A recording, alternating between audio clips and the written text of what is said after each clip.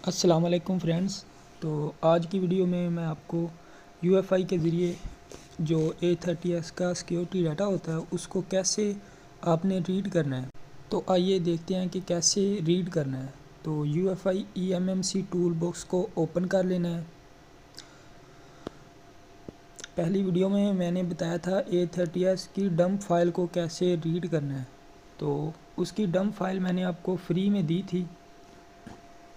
तो आप मेरी पहली वीडियो है उसे देखकर डाउनलोड करें।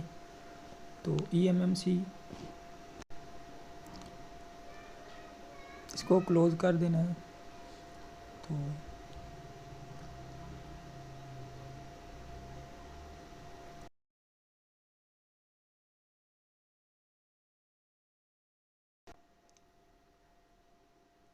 eMMC पर टिक लगाएं और थोड़ी सेटिंग कर लें। क्लॉक को आपने 24 रखना है। इसका मतलब है कि आपको रीड करने की स्पीड अच्छी मिलेगी। आइडेंटिफाई करना है। तो ये देखें आपके सामने मॉडल शो हो रहा है SMA307FN A30s। ये देखें, अगर आपने मेरा YouTube channel all tips official को सब्सक्राइब नहीं किया तो मेरे चैनल को सब्सक्राइब कर लें ताकि मैं जो भी वीडियो अपलोड करूं उसका नोटिफिकेशन आपको सबसे पहले मिल सके। तो ये देखें, आप देख सकते हैं कि SMA307FN। तो इसके यूज़र पार्ट में जाते हैं। ये जो हाईलाइट्स हैं आइडेंटिफाई दोबारा करते हैं।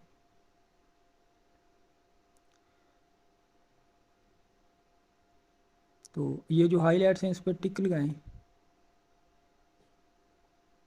यूएफआई में सिक्योरिटी डाटा को रीड करने का यही आसान तरीका होता है कि जो सिक्योरिटी डाटा होता है वो हाईलाइट हो जाता है।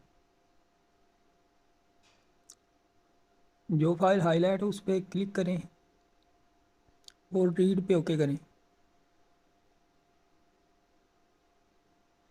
ये देखें, रीड होना स्टार्ट हो चुका है। इस तरह आप A30s का सिक्योरिटी डाटा रीड कर सकते हैं।